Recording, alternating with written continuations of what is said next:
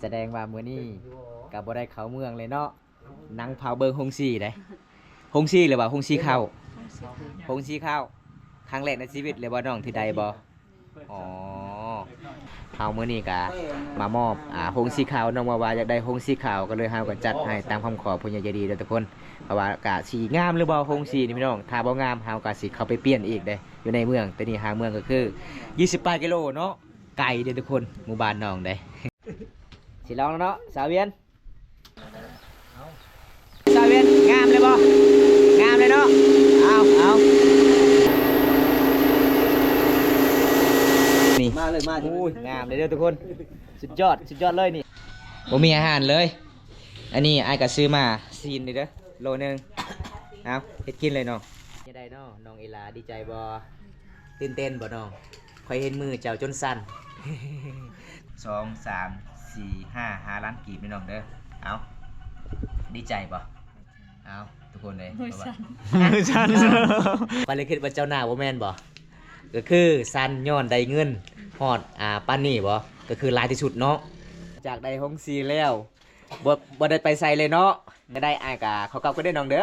มื้อนี้บ่มีหยังหลายอ้ายก็มาเยี่ยมมายามเจ้าอ้ายก็จัดให้ตามคำขอผู้ใหญ่ใจดีจากฝั่งไทยเพราะว่าเฮาก็บ่ได้กินข้าวเฮือนน้องทุกคนสงสารน้องหลายเด้เพราะว่าน้องหิวข้าวหิวน้ำเนาะเฮาก็สิซื้อให้น้องซีนเฮาก็สิกลับก่อนเพราะว่ามื้อหน้าอ้ายมีเวลาว่างก็มาเยี่ยมมายามกันใหม่เด้อน้องเด้อจังได้ก็บอมตาก็สิปิดไว้ซำนี้ก่อนบ๊ายบายซี่แน่บ๊ายบาย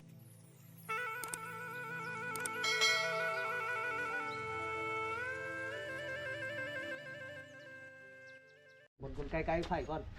ไปต่อจะหันเลย บนสีเก้านะเอาย่อได้บ่ใช่ จับให้ไหนเฮ้ยเดี๋ยวกดนะ โอ้เฮ้ยเราเฮ้ยเข้าในเลยนักบ่ โอ้ธรรมดา บ่นักแต่มันตอกเยอะ มันจับเนี่ย ชาวเวียดมีเรื่องของสีเลยแต่ว่าเท่แล้วเนาะตัวนั้นน่ะ เท่แล้ว ลำตีนนะ ใช่ ได้ปากเสียบอ่ะ จิ้มก่อนต้อง นี่ได้ปากเสียบที่นี่เลย ก็บ่ใส่จกรถ จ่าแล้วมืออะไร ก็คือ70 บ้านไปนั่นนะ เรียก70ก็วันนี้ชาวเวียนบ่ได้ตามเข้าเลยบัดนี้ไรสะดวกสบายแล้วจ้ะน่ะเป็นยังมื้อน่ะ อันนี้นะ ตามเข้าที่บ่จ้างเขาตอนนั้นแล้วเกียร์ เอานี่เฮ้ย เอาสิประกอบก่อนว่าเฮากะถ้าประกอบอยู่ในเมืองมันกะสิยากทุกคนเลยครับประกอบให้น้องอยู่เพิ่นอยู่ซั่นก่ ก็ อน เอิญยังไงเนี่ย เอาลองซี่ก่อนถ้าซี่เข้ามันบ่ดื้อแล้วเฮาก็สิไปดื้อไปโอ้ความตาเป็ดเนาะใครแน่ โอ้ อะไร สุดยอด แกนหรอไหนรู้ ตัวใด กันน่ะ มันคือเป็นอย่างสิแล้วมันคือเป็น กันเด้ใช่ตัวคือกันหมด บ่คือได้ คือกัน คือกันเนาะ ตัวน้อย ทันแล้วแม่หนดชาวเวียน จะไปจับอยู่เบื้องนั้นชาวเวียนจะไปจับอยู่เบื้องนั้นจะไปอยู่น้ำเบาบุตาพุ่น มันอยู่ดิ จะผ่าน เป็น รถ บ่ระวังเล็บหักได้น้องเอ้ย มันโบกบ่น่ะ กูเป็นใจ10บ่ มันโบกบ่หั่นน่ะแจ๊น้ำลายใช่ชาวเวียนแจ๊น้ำลายใช่ นี่จะบ่ ต่างลีด นี่นี่เอาใจ10นี่ บ่รถขาดบ่มูล ไอ้ที่จิบ บัดนี้ก็สิโดนเนาะชาวเวียนเนาะสิได้น้องฮุกเขาให้ที่บอมตาไปพยายามกับพี่มันมื้อนั้นได้เข้าทดสอบเนาะ ใช่ ซาวห้องประเด็นหนึงบ่กินหมูดอกชาวเวียนกินหมูดอกเรากินข้าวโบราณบ่เห็นเราตุยเลย เรื่องบ่ไล่แต่เบิดแล้ว เว้นตอนนั้นผมเป็นเจ้าให้ผู้บ่าวนะบอกเขานะ เรือซองเปล่าก ด ซองกระสอบ อันเดียวเพิ่มเลย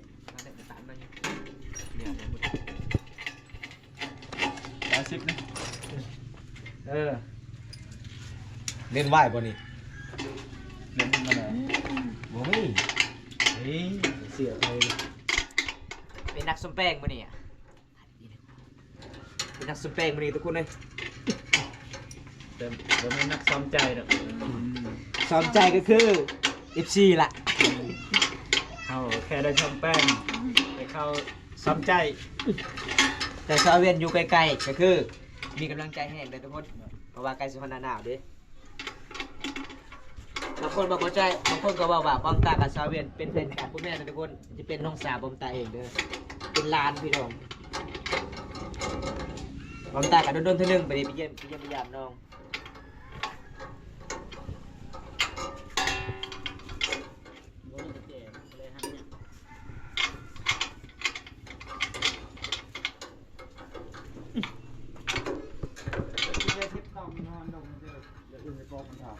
เอาได้ใช้อันหนึ่งจับทาง อ่ะ ได้ละ นั่นแหละ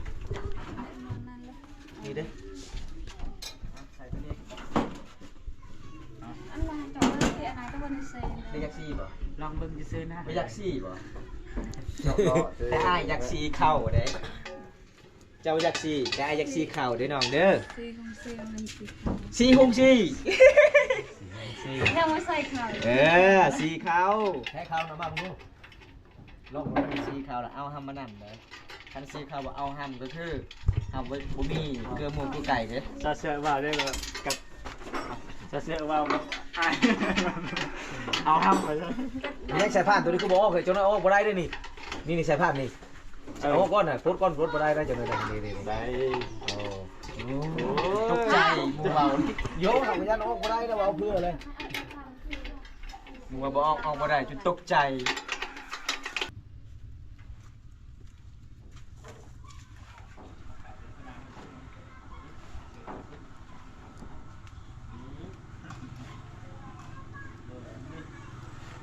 เดียวเดียว เพิ่นไปอีตาสิว่าไป ของเกียนนะมันคือไปเห็นแนวกล้องเนี่ยว่ายันถึกได้กระบอกเล็กกระพู้นะมันนั่นเดี๋ยวจะเห็นดีกว่านี้กิน เดิน มันเทียบกับก้อนหิน โด นี่ ยนอนลง บดเลย โดยหนองบน น้ำเปล่าอนุมากันเลย ไอ้ที่เราเนียน อ้าวเอามาพี่ข้าวจะมาลองดูเอาข้าวมาลองนี่น่ะก็เอาโยกตัดลูกมา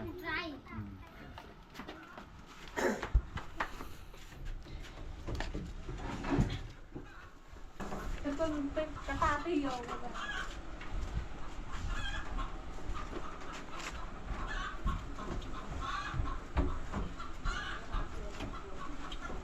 เห็นบ่ไฟช็อตได้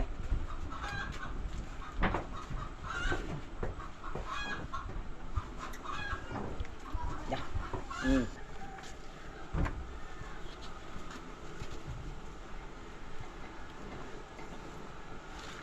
พื้นอยู่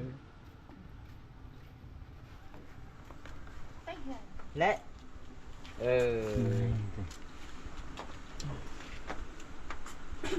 ใส่เขานะมาลงไม่ชาวเวียนตัวไผ่แล้วมีลุยรถได้นี่ไร ยังเขาได้บรร เอา ลุ มาชีไปใบแล้วมาเลยนึ่งเลยแล้วเขาตัวนี้ไรทากินเขานี่เลยไร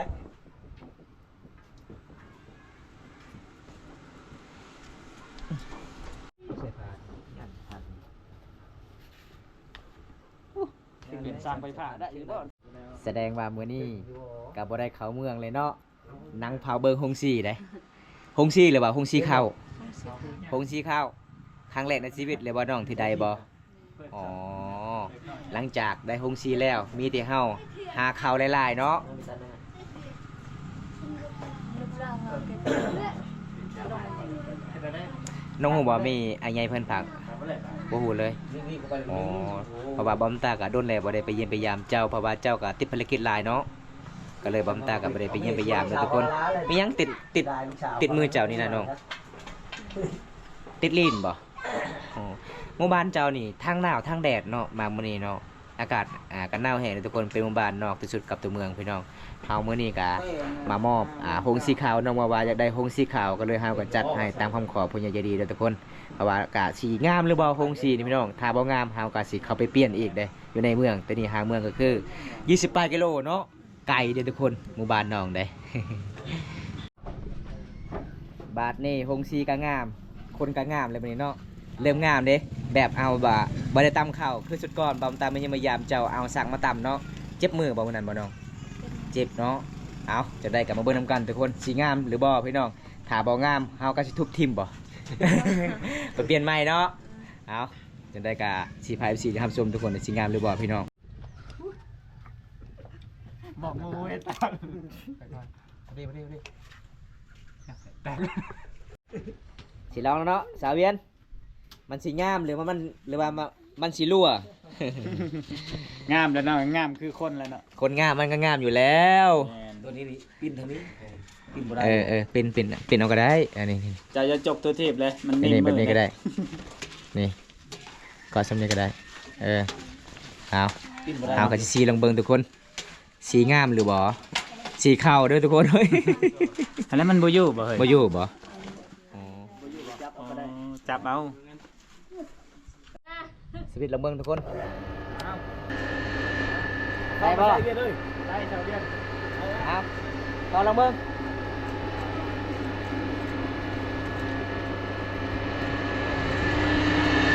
งามเลยเด้องามอยู่ ยังบ่ได้ เออ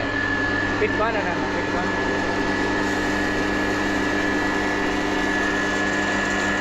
โอ้ยเอามาดิลองเก็บลองกระย่างก่อน เป็นเนาะของใหม่ อ้วนเลยดีกว่า อ๋อ ใส่เลยใส่จนเต็มเลย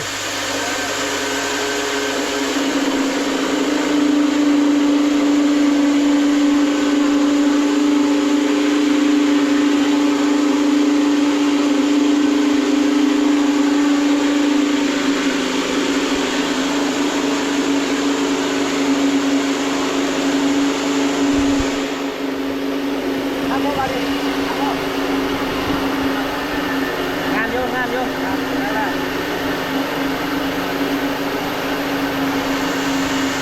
เก็บนี่นะหมูเก็บนะต้องมาท่วงนี่ต้องมาท่วงนี่ท่วงไปจะท่วงจะเข้านี่เยอะได้ตัว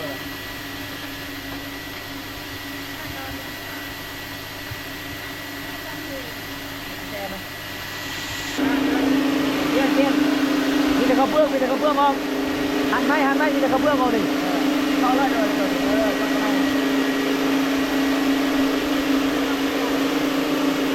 ปั๊มตั้ง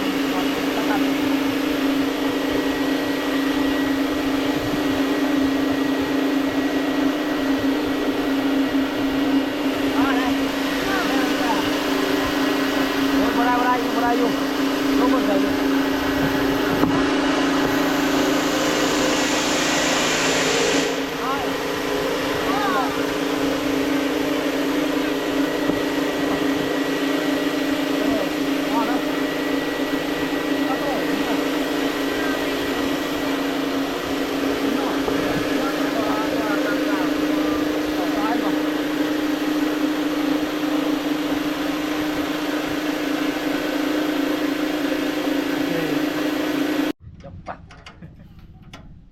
แปลงก่อน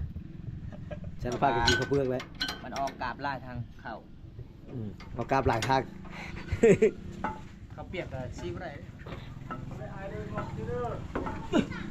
ฉีกแค้นเราแล้วยื่นหัวมาใช้กล้องนี่เฮ็ดข้างในน่าจะใจบ้วงไปจังไดบาดแล้ว แค่นั้นอยู่ใช่ สามขาโน่นครับ ใช่บ่มีเลย บ่มีเลยว้าวชื่อๆนี่เลย เว้าซื่อๆเว้าให้ฟังซื่อ ว้าวให้ฟังชื่อๆนะ ๆดีนะยังมี บอก ก้อยนะ บอกให้ขึ้นฮอดมัน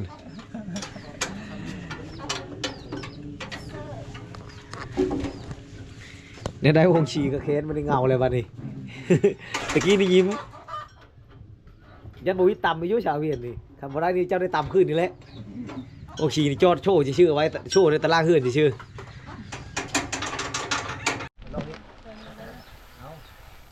เอาบาบำตาก็สิมาปรับก่อนทุกคนเลยมันสิงามหรือเปล่าบาหอบทีหนึงเข่าบ่งามทุกคนเลยทั้งเปลือกก็ออกน้ำกันตอนนี้เขาก็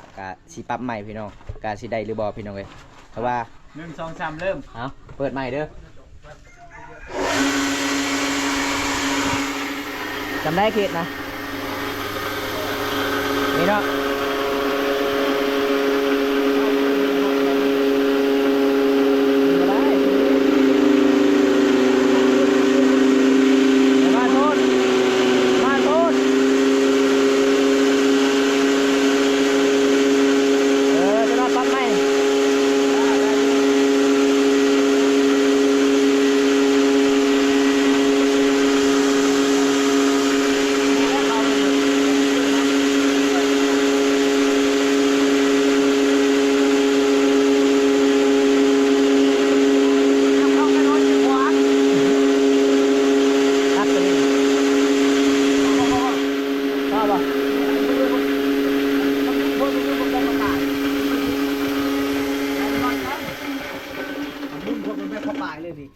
เดี๋ยวเข้าแค่น้อยสิขวาเลย ต้องปรับออกตัวนี้ปรับออกในเดียวปรับออกอีกทีหนึง ปรับออกมึง ระบุเลยลุยเนื้อมันฮะ ติน้ำเทน้ำ ใกล้โดย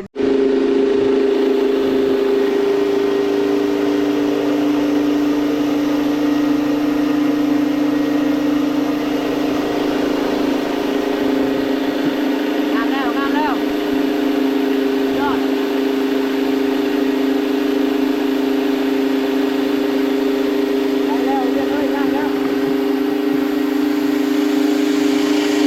ได้ซอยเวียนงามเลยบ่งามเลยเนาะเอาคุณ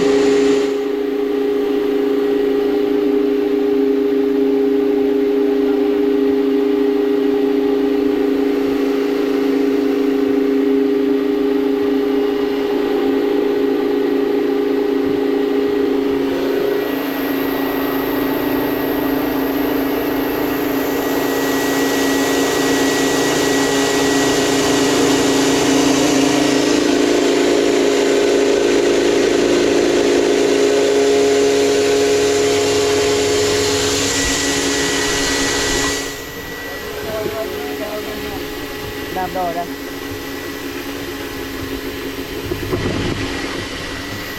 ธรรมดาเขาให้มืดตามให้เลย เรียบร้อย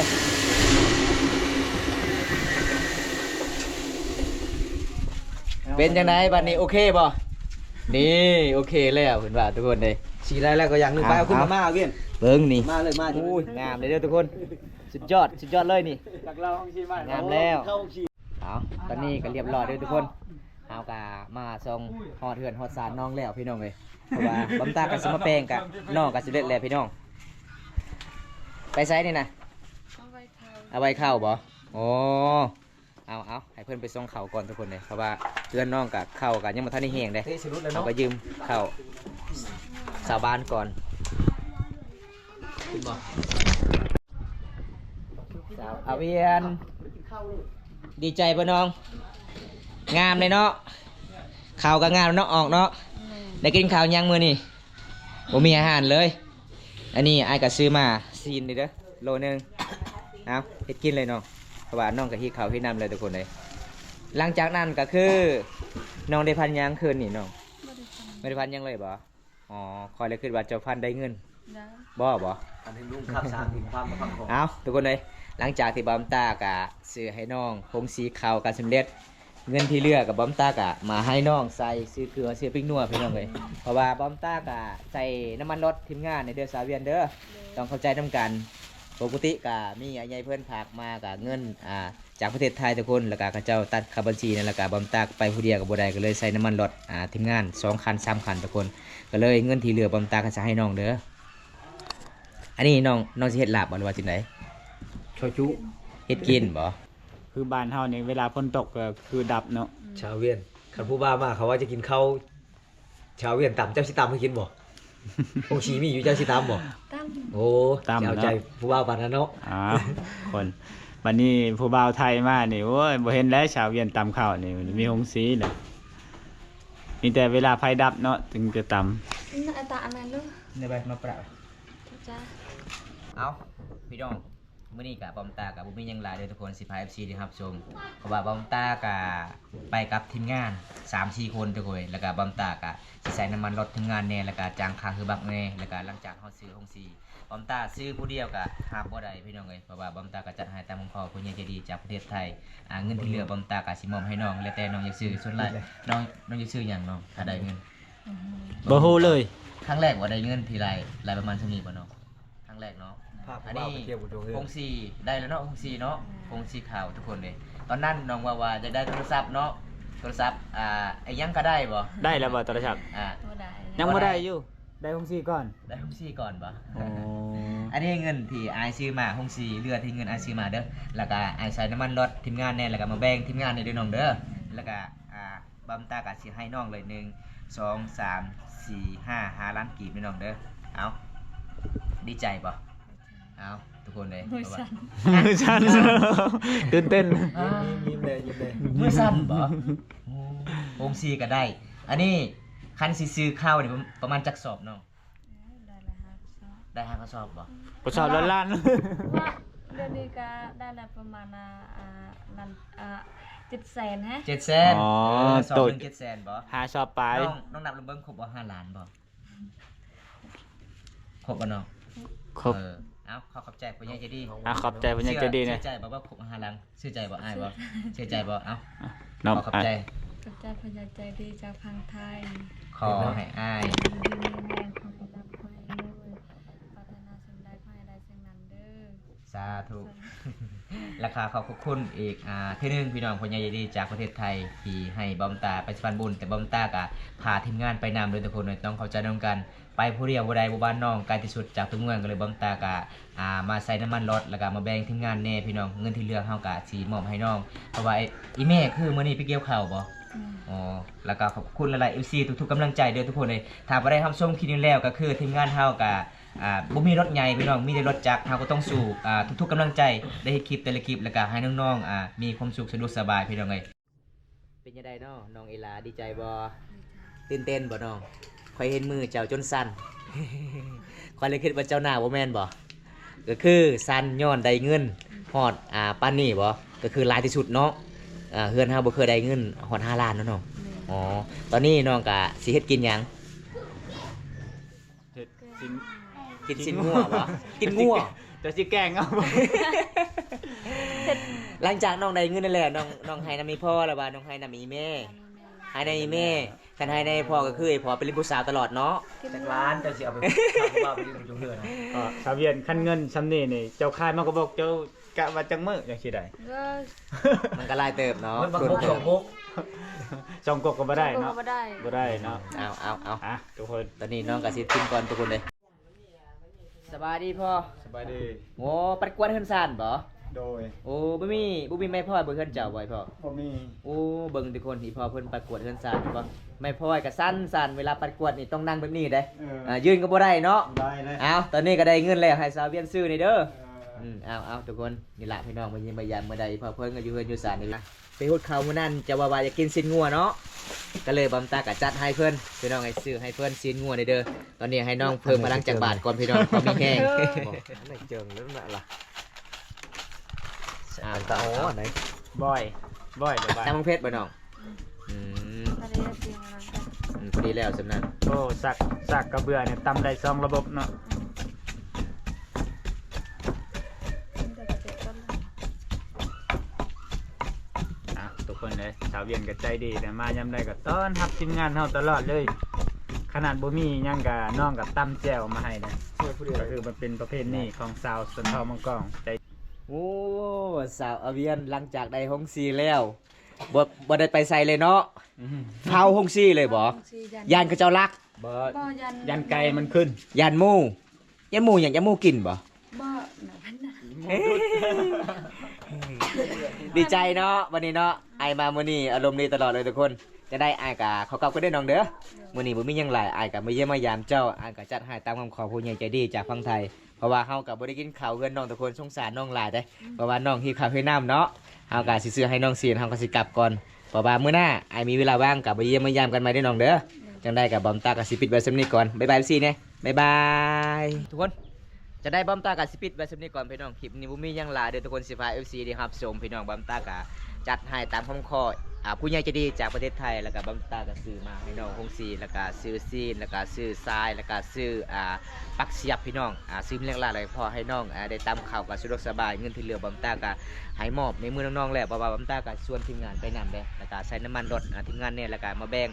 น้ำจิตน้ำใจบ้านเฮาพี่น้องแล้วก็คือบอมตาก็บ่มีเงินบ่มีคำแต่บอมตาก็มีให้งานก็เลยมาทำบุญนํกันพี่น้องแต่ได้บอมตาก็สิกลับเพิ่นกลับศาลแล้วทุกคนเพราะว่าบอมตาก็สิเดินทางมาไกลเด้เดินทางกับประมาณ28กิโลเส้นทางก็สุดโหดพี่น้องเอ้ยถ้าบ่ได้รับชมคลิปนี้แล้วก็ฝากกดไลค์กดแชร์กดติดตามนี่เด้อพี่น้องฝากเป็นกำลังใจให้บอมตาเฮ็ดคลิปตอนต่อไป